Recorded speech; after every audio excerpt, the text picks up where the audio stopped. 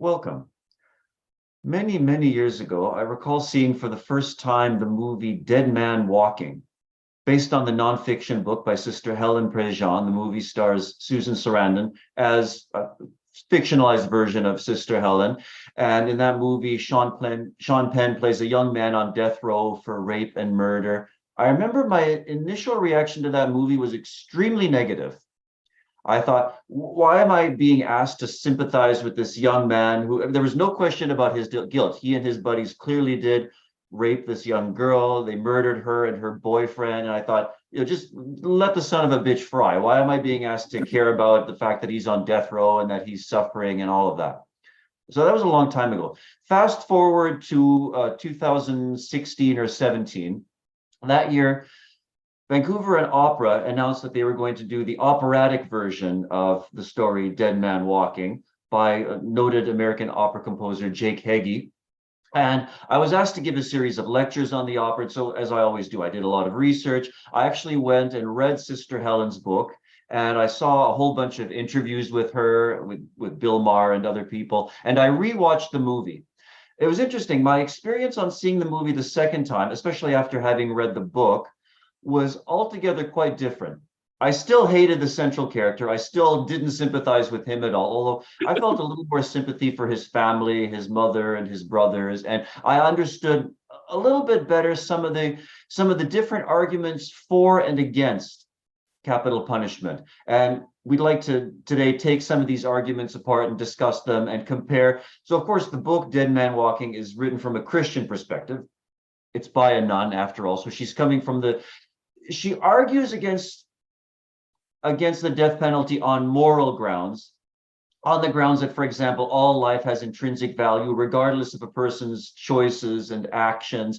There are some other development, but I'd actually like to begin today with one of her most unusual arguments in the book.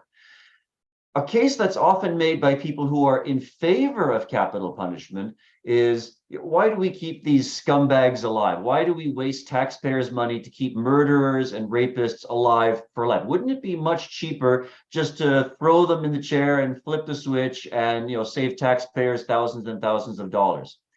And Sister Helen actually responds to that argument in her book, and she says, no, that in fact, to keep a man alive, a prisoner alive for life, it costs somewhere in the low six figures, somewhere in the low hundreds of thousands of dollars.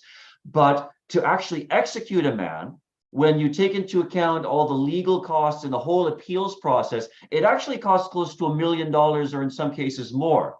Easily, yeah. And so I'd like to begin with, and now I don't, it's been some years since I read the book, so I don't recall what studies she cites or what facts she gives. So I have to call here on a higher power.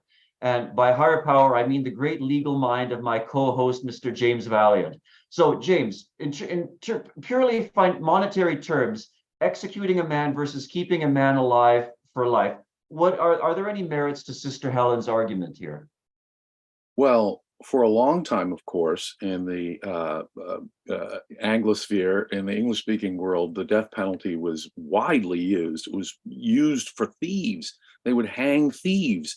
And as the centuries have gone on, the death penalty has been restricted to crimes that are more proportionate, such as murder, let's say.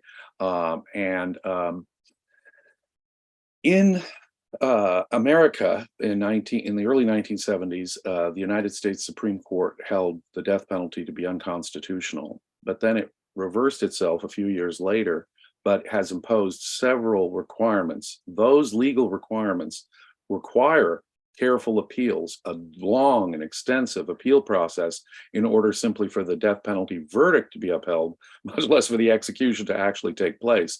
So the cost, there's no question about it. Given the current legal requirements to execute someone in the United States. The United States is one of the few countries, developed countries, that still has a death penalty on the books. I think Japan and Singapore are among them, but the United States does as well. Now, in most of America's states, they don't have an effective death penalty.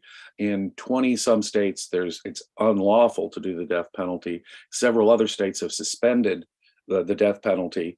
And so in a majority of states, effectively, there is no death penalty. And depending on the administration, we currently have a Democrat administration, so they have a de facto suspension on federal use of the death penalty. So it's a very complex legal issue. And yeah, supporting someone in prison for the rest of their life is in fact cheaper. But I don't think those kind of arguments should decide the matter. That's not the kind of issue that really should decide this. No question, under the current complexities of getting the death penalty in the United States, which are Byzantine and complex, the costs are clearly on the one side, as you say. But how it should be decided on the matter of human lives, what we're talking about is murder on the one hand and executing the guy on the other. I do not think money should be the consideration here when we're talking about human lives. So that, I think, is a particularly poor argument to make. I think it really should come down to the philosophy of law. And this is where the philosophy of law really needs to govern us. There's a distinction, and objectivists are well aware of the distinction between ethics, morality, and the concerns of morality and the standards by which we say something is wrong or right objectively versus legality and illegality. Yes, it's a subset of morality, but it is a narrow subset of morality, law. And the applications of that have to take into account that it's the government that is doing this. And the government needs to prove its case. And are we certain? So on the one hand, if you were to ask me, if someone does a horrific murder, let's take Charles Manson and the notorious Manson family murders in Los Angeles back from 50 years ago. There was serial killers who tortured totally innocent, randomly picked victims, including a pregnant woman, Sharon Tate, an actress. And I mean, tortured them. Horrific murders. They were convicted. Charles Manson was convicted, and he was given the death penalty. In that case, if you were to ask me, does Charles Manson and do all those people who did those murders with Charles Manson deserve to die morally? Absolutely. The moral question is cut and dry. They have earned death. And forget any other consideration. Forget any other consideration. As an objectivist, we understand that when you violate the rights of another person, if you intentionally initiate force against someone, you have, to that extent, surrendered your own rights. And to the extent you violate someone's rights, you surrender your rights. And so in one sense, walking in the door, you'd think if you intentionally, deliberately kill someone, you've surrendered your own right to life. And indeed, in one level, morally speaking, that's a clear-cut answer in my view. Now, on the other hand, let's consider, say, if someone tortures someone, in justice, does the person in response have a right to torture them back? The proportionate punishment would be torture. But I would ask you, would you trust a government to torture? Can torture be proportionate? Does one person's experience of pain, is that the same as another person's experience of pain? Well, you could do the same. It's interesting that with death. Would you trust the government? Because this is actually another argument that Sister Helen Prejean brings up in her book. And she says, do you trust a government that can't even be relied upon to collect taxes in a fair, equitable manner? Can you really trust them to have power over life and death? And why capital punishment is really such an incendiary issue is because it's final and irreversible. And of course, there have been many cases. There have been thousands of cases of people being wrongly executed. And you can imprison a man, and if you find out that he's been wrongly imprisoned, you release him. But if an innocent man has been executed, you can't say, "Oops, well, we screwed that one up. Can we get a redo on that?" No, because death is final. It's final and it's irreversible. That's exactly it. So whatever our moral position on what the person, quote, deserves, we have to take into account that this is the government doing it, and human beings are not infallible. Now, it is true that to get any criminal conviction in the English-speaking world, you need to prove to a jury beyond a reasonable doubt. The evidence has to be so powerful, they have to have reasonable certainty to convict the person. If you have a doubt, Nicholas, if the prosecution has put on enough evidence to make you think, no, they probably did it. No, this is the guy that probably committed the crime. But you have a doubt based in the evidence, a non-arbitrary doubt. You vote not guilty, even if you think he's probably guilty, you vote not guilty, as the judge instructs you, because there's a doubt. This is true for any criminal case. When it comes to capital cases, there's an additional level. In America, we have a shadow of a doubt standard. There can't be any remote doubt in your mind before the jury says death penalty. So we have the prosecution has the burden of proof. It's a high level of proof. Judges are reviewing this. If there is a capital sentence, death penalty, there are automatic appeals built into this. Now, since the death penalty was reinstated by the Supreme Court of the United States, they've put on all kinds of restrictions, which have added to this expense of the legal expenses of going through the procedure of executing someone. Minors cannot be executed. People who have mental, developmental issues mentally cannot be executed. There has to be a specific and truly aggravating factor to the murder. But, there are all kinds of and since the death penalty was reinstated almost 50 years ago now by the Supreme Court, there have been nearly 2,000 people executed in the United States. None of them has been exonerated. There have been a number of people who were found guilty and given the death penalty as a sentence, but before their execution, they found the exoneration. And in that case, the exoneration might only be reasonable doubt. The person might still have probably killed the person, let's say, but there was a reasonable doubt, and therefore that was enough to exonerate them. Because remember, not guilty does not mean factually innocent. It simply means that the prosecution hasn't proved their case beyond a reasonable doubt to a unanimous jury. So I need DNA, but imagine, if you will, a live camera catches a person committing murder. And we have the live camera. So let's say we have 3 different angles on it from 3 different sources of cameras, so that they're different people taking the pictures. Someone's on a cell phone over here. There's a store camera over here. Let's say that the person is caught by the cops in the act with the smoking gun after the cameras. Let's say they bring him in and he confesses on tape in front of 100 people. He says, yes, I did it. I hated the guy. I wanted to kill him. I bought the gun. I went and I shot him. We have a taped confession, a confession in front of hundreds of witnesses. We have 3 different camera angles that absolutely prove he commits it. Under those circumstances, would you say that the person should be given the death penalty? There's no doubt. Well, then someone could come along and say, well, wait a minute. Each one of those cameras, although from an independent source, didn't, and the confession was designed because the guy was crazy. He didn't know what he was saying. It turns out he had a twin brother who was there at the scene, who looked just like him, and he was confessing for his brother.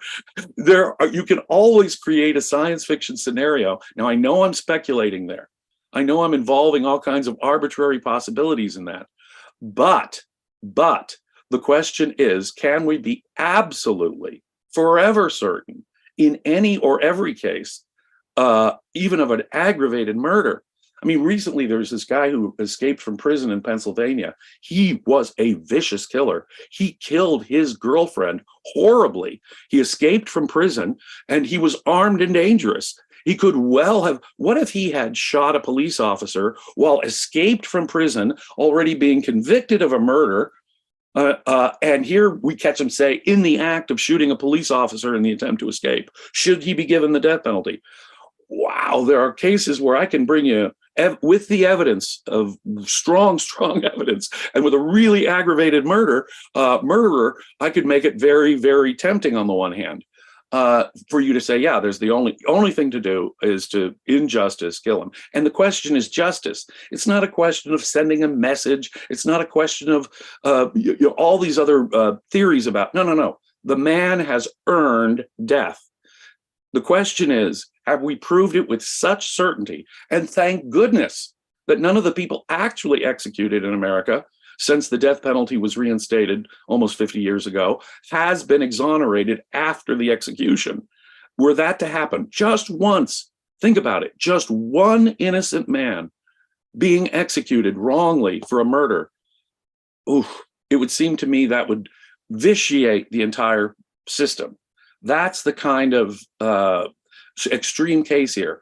I can understand where reasonable minds might differ, but it would have to be at these extreme end cases where the evidence is so overwhelming and the crime was so aggravated that, legally speaking, it would be justified.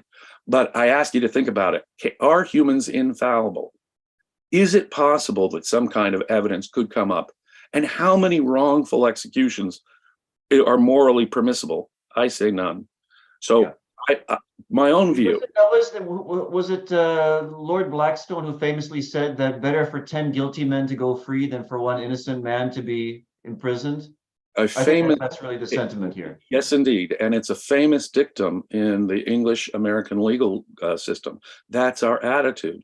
The attitude in the Anglo American legal system is we'd much prefer guilty people to get away with it, and 10 times the number of guilty people getting away with it than for one innocent person to be wrongly convicted.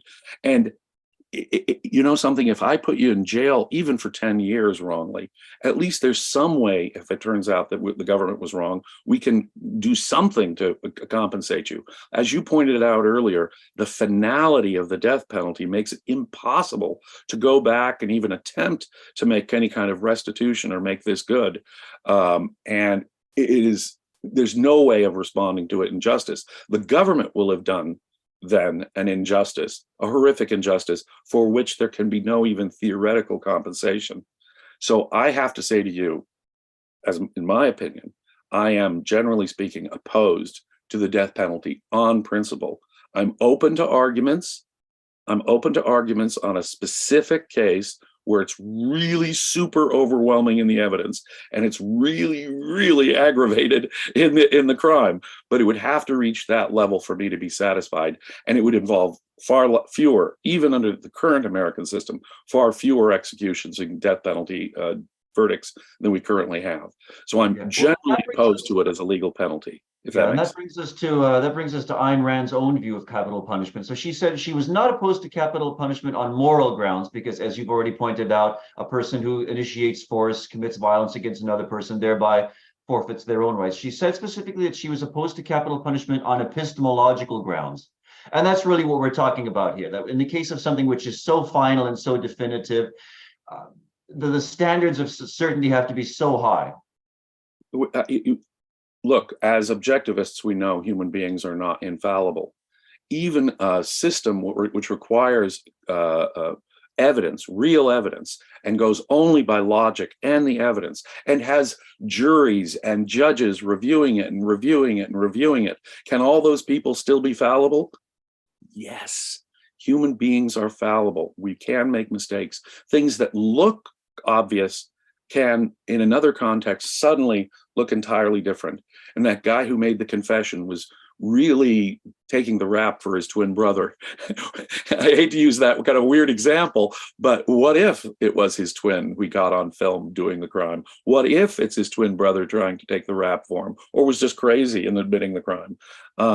All of those possibilities, if we're going to execute someone, have to be eliminated. Now think about that logically. Proving a negative is what, in effect, we have to do. We have to prove it with such certainty that any alternative is impossible. Now, is that in certain situations practically doable? Yeah, but it's so rare. It is such a rare phenomenon where you have all this evidence that makes it absolutely certain. And that's why we have this beyond a shadow of a doubt standard in America when it comes to the death penalty, as opposed to beyond a reasonable doubt standard when it comes to all other criminal convictions. Right. Now, speaking of Rand's view of capital punishment, in doing research on that specific topic, two of the top Google searches that came up, or Google search results that came up, were a pair of articles from the Atlas Society. I want to get your take on this. Each one taking a seemingly opposite position from the other one. One of the articles, which was from, say, 2 decades ago, was very pro capital punishment, saying, yes, justice demands it, morality demands it, that murderers be executed. The other article, which was written maybe a little more recently, say a decade ago, was essentially quoting and explaining Rand's own position that on epistemological grounds, it's highly dubious. And I just find it very interesting that an organization would put out 2 articles on the exact same topic, but from slightly different perspectives. Now, of course, as objectivists, we do often disagree on certain concretes. But what do you make of this sort of strange disconnect between the ideas behind they were by 2 different authors, of course. I think it's, as I say, I think it is a debatable issue, and one that objectivism proper doesn't have an answer to. That is to say, Ayn Rand did not have a fully developed philosophy of law. And for that, you'd need, obviously, highly specialized knowledge in the law. That I'm trying to bring a little bit to bear here, so that people get an idea of the parameters, the epistemological parameters that Ayn Rand is talking about. But clearly, the first article, in ignoring the epistemological aspects, the reasons that caused Ayn Rand to regard a death penalty with such dubiousness, with such a grain of salt, have to be taken into account. You really have to take into account. There are a lot of libertarians out there. Take the late Murray Rothbard. He thought that if you caused someone to lose an arm, say, you thereby had the right to take that person's arm, cut that person's arm off. Well, that sounds pretty biblical to me. Well, for him, a set of proportionate, true proportionate justice would mean I get to cut off your arm if you cause me to lose my arm, and we can negotiate a settlement, says Murray Rothbard. I don't think we should go around cutting people's arms off, torturing people because they were tortured. That isn't proportionate. Your arm is not my arm. Your experience of pain is not my experience of pain. That's all quite subjective, in fact, rather than being the objective thing that a lot of libertarians think it is. And so I think the first article probably reflects this nutty libertarian view that some take, like Murray Rothbard: you kill me, I have a right to kill you, even 6 months later. Now that seems to me asking for anarchy and gang warfare. No, the government has to be the monopoly doing this. And sometimes the government can't give what you and I would think would be the full. I mean, even say put you in jail for 6 months for some aggravated theft case. Is that going to be the same 6 months for every 6 months that every person gets for a theft? No, we can't really do it in terms of this is the pun precisely match that. The most we can do is say crimes of this category get the same kind of treatment, and this is the appropriate kind of treatment. You're never going to have justice in that sense if you want to inflict every little ounce of pain that the criminal wanted to inflict. It can't be done. It can't be done. However, on the other hand, they've forfeited their rights and they require punishment, a punishment to the degree that it is appropriate to the crime and uniform across similar instances. I want to briefly go back to something you said at the beginning of this discussion. So you mentioned that nowadays capital punishment is used in certain particular kinds of murder cases. I'm wondering if you've ever seen a movie. I think the movie was from the 1970s. It was called The Execution of Private Slovik. It starred Martin Sheen as so the story behind it, it was a true story. I think his name was Eddie Slovik or something. I think he was the last American citizen to be executed for treason. He was drafted into the Second World War. He had to go overseas, and he deserted. He didn't want to fight. He didn't want to fight the Germans, so he deserted the army. And eventually he was captured, and I think he was executed by firing squad. And I believe that was the last such case in the United States. So this was a case of an execution for treason, for desertion specifically. Right. Now, that's outrageous to me. That is simply outrageous to me. I don't think there should be a military conscription at all. Forcing people to fight in an army is just wrong. And if he's AWOL from that, then my sympathies are with him. Now, if it is cowardice on the battlefield, so I think that there are different rules that apply to battlefield stuff. Because there you're putting other people in danger, right? You're putting other... Yeah, and in a situation where the bullets are already flying. And when you're in that kind of a situation and someone is, say, turning their gun against their own people, you can shoot him. And it seems to me there could be situations, all kinds of situations where it's appropriate. Now, on the other hand, execution by firing squad, well, that has been found unconstitutional. I think he was the last guy executed by firing squad. You can't do public hangings, says the United States Supreme Court. You can't do firing squads anymore. Certain forms of execution have been regarded as cruel and unusual, and those have been put to bed.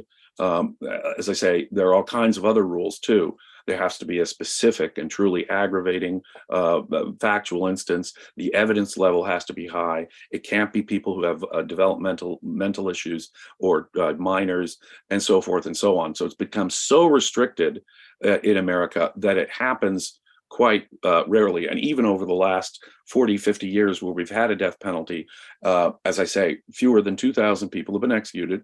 but approaching 2,000 people have been executed. So far, none of them have been exonerated post-death, thank goodness, but that sure seems to me to be a lot of executions where what if one day, how many of those need to turn out to be a false conviction before we say, no, we have to eliminate most of this. One is too many. So I see we have just a few minutes left. So let's check in with Daniel and see if we have any super chats from our viewers.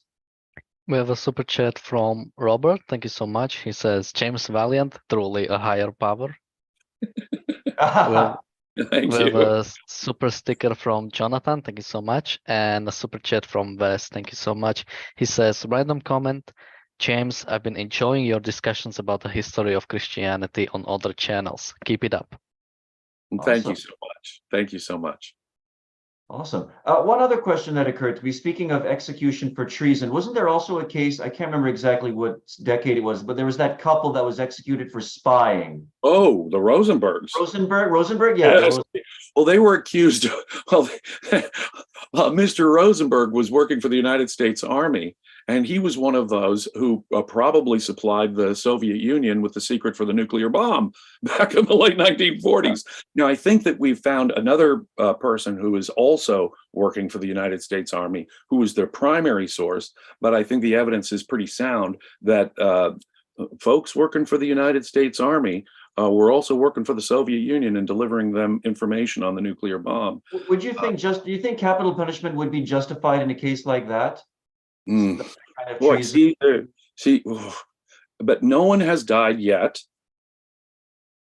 They gave the bomb. Now it's a threat that they put the entire Western world for the next 50 years is living under the threat of Soviet nuclear missiles down there aimed right at their face. And so the Western world is now facing the threat of mass annihilation. Now, think about that. Still, on the other hand, there were doubts. There were people, mostly I think wrong, but there were people who rushed to the defense of the Rosenbergs and said they were wrongly accused. If that's the case, if they had evidence that that was the case, then think about it. We have just executed totally innocent people who didn't threaten the lives of millions. I think they did.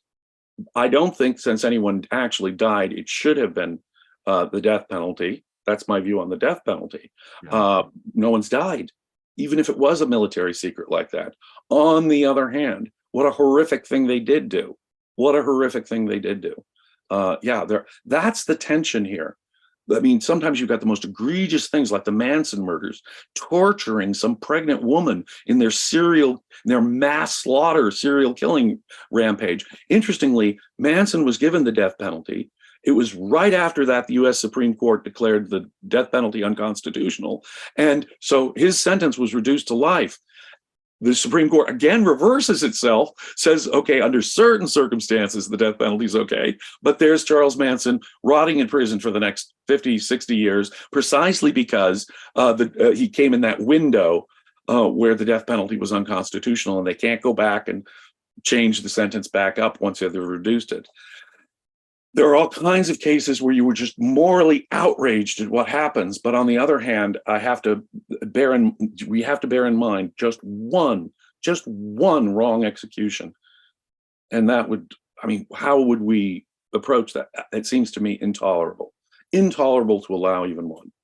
And I think that's a good note to end on. Daniel, do we have any announcements for other shows today?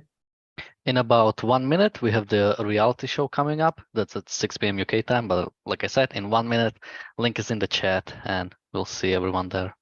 Okay, excellent. Thank you very much, Daniel. Thank you very much, James, for sharing your historical and legal insights. And I look forward to chatting with you again in a few days. And to all our viewers and supporters, I wish you the best of premises.